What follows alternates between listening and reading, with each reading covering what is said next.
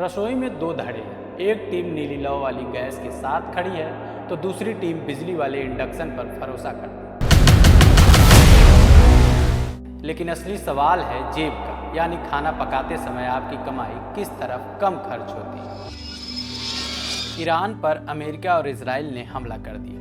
हमले से भड़के ईरान ने यूएई, कतर और कुवैत समेत अपने तमाम पड़ोसियों पर ताबड़तोड़ मिसाइल और ड्रोन बरसा दिए। गुस्सा इतने से भी शांत नहीं हुआ। हार्मोज जलसंधि यानी स्ट्रेट ऑफ हार्मोज से जहाज़ों की आवाजाही पर ईरान ने रोक लगा। बस यही काम ईरान को नहीं करना, क्योंकि उधर ईरान ने हार्मोज पर तेल टैंकरों का टैरिफ जाम लगाया और इधर हमारे ऑफिस के बाहर बैठे गुप्ता जी, मिश्रा जी, चाय वाले भैया आदि ने चाय की कीमत 10 रुपये से बढ़ाकर 15 रुपये कर दी। सीधा 50% का जब हमने शिकायत की तो जवाब मिला, भैया गैस की किल्लत हो गई है, बहुत महंगे में खरीदना पड़ रहा है। 5 मिनट में पूरे 5 रुपये का नुकसान करवा कर वापस लौटे तो पता चला वाकई एलपीजी सिलेंडर के लिए जनता जनार्दन दर दर भटक रही। हमारे दफ्तर वाले लोग या रिश्तेदार हों, सभी ने तो सिलेंडर की जगह इंडक्शन चूल्हा इस्तेमाल करने की तैयारी भी कर ली। और इसी से सवाल उठा कि मजबूरी में तो ठीक है, मगर गैस और इंडक्शन की इस जंग में हमारी जेब के लिए क्या सस्ता पड़ेगा। रसोई में दो धड़े हैं। एक टीम नीली लौ वाली गैस के साथ खड़ी है तो दूसरी टीम बिजली वाले इंडक्शन पर भरोसा करती है। दोनों के अपने अपने तर्क हैं, लेकिन असली सवाल है जेब का, यानी खाना पकाते समय आपकी कमाई किस तरफ कम खर्च होती है। कई शहरों में गैस सप्लाई की दिक्कतें भी दिखाई दे रही हैं। दक्षिण भारत के औद्योगिक शहर कोयम्बटूर हो या बेंगलुरु या फिर भारत की आर्थिक राजधानी मुंबई, कई जगहों पर होटल और हॉस्टलों में गैस की किल्लत के चलते किचन ठप होने की नौबत तक आ गई। तब बहस पसंद की नहीं रही, अब बहस हो गई है खाना बनाएं कैसे। ऐसे में हमने इस कड़ी को सुलझाने के लिए हिसाब किताब खंगाला तो पता चला कि टेक्नोलॉजी, खर्च, स्पीड, सुरक्षा, ये सब भारत के लिए किचन की असली जरूरत है। किचन की असली लड़ाई लौ वर्सेस बिजली। आपको पता है कि भारत में दशकों से खाना पकाने का राजा रहा एलपीजी गैस चूल्हा। सिलेंडर बदला, चूल्हा जलाया और काम खत्म। लेकिन पिछले 10 साल में इंडक्शन कुकटॉप तेजी से घरों में घुसा है। वजह साफ है, तेज, साफ और ऊर्जा की बचत वाला जुगाड़। इन दोनों के इस्तेमाल के बहस को देखें तो एक ही असर दिखता है, वो है टेक्नोलॉजी। लेकिन ऐसा भी नहीं है, इसमें खेल थर्मोडायनेमिक्स और पैसे का भी है। आइए अब समझते हैं दोनों में फ़र्क क्या है। गैस और इंडक्शन की बात इस समय निकली है तो दूर तलक जाएगी। पैसे की बचत वाली बात भी आएगी, मगर उससे पहले ज़रा बाकी खूबियों के पैमाने पर भी गैस और इंडक्शन को कस कर देख लेते हैं। मिसाल के तौर पर ऊर्जा का इस्तेमाल कौन बेहतर करता है, कहाँ ऊर्जा का नुकसान ज़्यादा होता है, किस पर तेज खाना पकता है, कहाँ थोड़ी दिक्कत होती है और किस पर खाना पकाने के लिए अलग से तैयारी करनी पड़ती है। आपके स्क्रीन पर एक टेबल है जिसके माध्यम से हम आपको समझाने की कोशिश करते हैं। एक कॉलम पे है गैस चूल्हा, दूसरे कॉलम में है इंडक्शन चूल्हा। ऊर्जा दक्षता की बात करें तो गैस चूल्हे में 40% यूज होता है और इंडक्शन चूल्हा 85 से 95%। ऊर्जा नुकसान गैस चूल्हे में 60% होता है और इंडक्शन चूल्हे में 10%। स्पीड गैस चूल्हे से सामान्य तरीके से रहती है, इंडक्शन चूल्हा में तेज़ी से खाना बन जाता है। सुरक्षा का मायने देखें तो गैस लीक होने पर ज़्यादा खतरा बना रहता है। इंडक्शन चूल्हे में गैस लीक होता नहीं है, लेकिन कभी कभी बिजली से डर होता है। बर्तन की बात करें तो कोई भी बर्तन गैस चूल्हे पर उपयोग कर सकते हैं। इंडक्शन चूल्हा के लिए मैग्नेटिक बर्तन का इस्तेमाल होता है। रोटी के लिए गैस चूल्हे पर हम आसानी से बना लेते हैं, इंडक्शन चूल्हे पर थोड़ा सा हमको मुश्किल होता है। लागत गैस चूल्हे के लिए सिलेंडर पर निर्भर होना पड़ता है, इंडक्शन चूल्हे के लिए बिजली पर हमें निर्भर होना पड़ता है। अब चलिए एक एक करके इन सभी पॉइंट्स पर डिटेल में चर्चा करते हैं। शुरुआत ऊर्जा क्षय यानी एनर्जी की बर्बादी से करते हैं। हमारे बुजुर्ग अक्सर कहते थे कि किचन बेडरूम से दूर होना चाहिए, जिससे आसानी से रूम में रहने वाले आदमी बैठ और सो सके।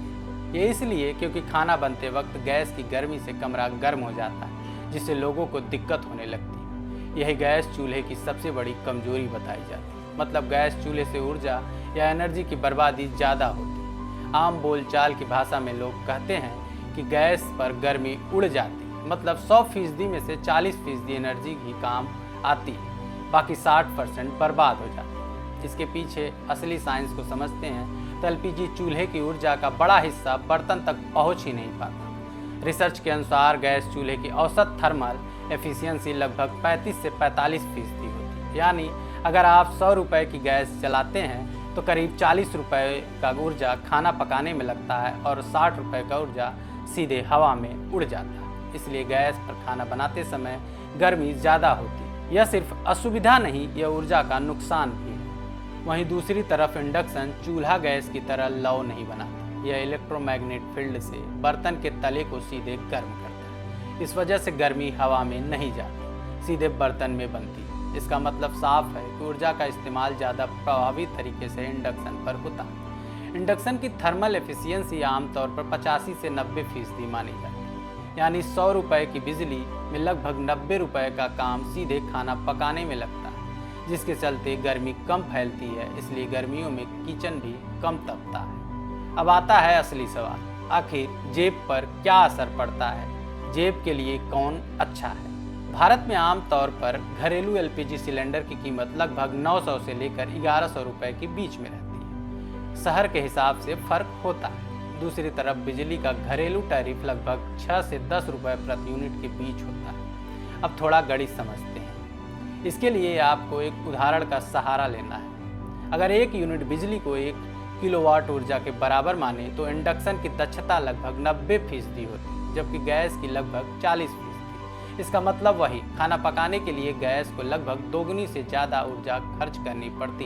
यही कारण है कि कई स्टडीज इंडक्शन को बेहतर बताते हैं। मान लीजिए अगर बिजली की कीमत लगभग 8 रुपये प्रति यूनिट से कम है तो इंडक्शन की कुल लागत गैस के बराबर या कभी कम पड़ सकती है। लेकिन जहाँ बिजली महंगी है वहाँ गैस अभी भी सस्ता लग सकता है। यही कारण है कि आज के समय में बड़े होटल हों या हॉस्टल, सभी जगह तेजी से इंडक्शन का उपयोग बढ़ रहा है।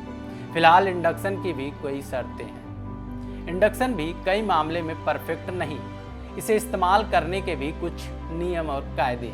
पहला, बर्तन का नियम। इंडक्शन पर सिर्फ फेरोमैग्नेट बर्तन चलते हैं, यानी स्टील, कास्ट आयरन और मैग्नेटिक बेस कुकवेयर के इस्तेमाल किए जा सकते हैं। पुरानी एल्युमिनियम कढ़ाई या कुछ तवे काम नहीं करेंगे। दूसरा, रोटी का मामला।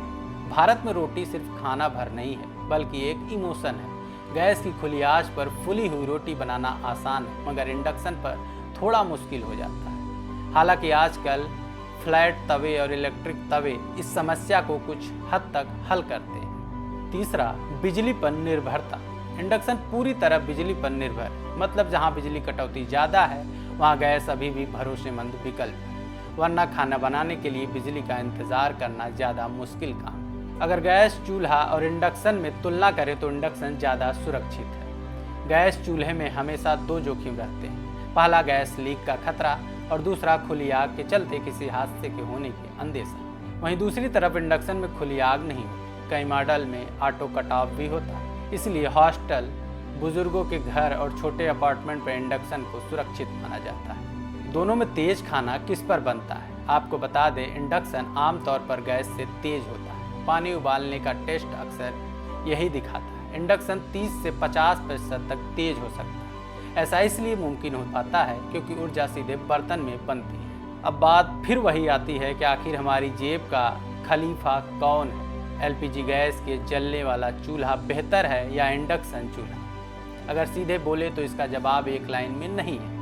कई मामलों में गैस बेहतर है। अगर आपके यहाँ बिजली कटौती ज़्यादा होती, रोटी और फुल्का रोज बनता है, पुराने बर्तन इस्तेमाल करना चाहते हैं, इन सभी मामलों में गैस चूल्हा बहुत प्रभावी है।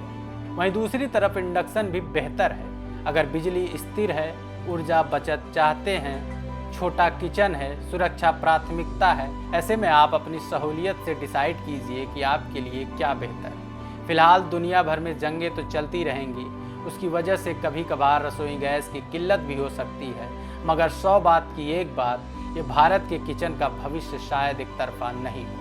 ऐसे में सबसे समझदार रास्ता है हाइब्रिड किचन, यानी ऐसी रसोई जिसमें गैस भी हो और इंडक्शन भी। मतलब चावल दाल इंडक्शन पर बना लीजिए, और रोटी गैस पर।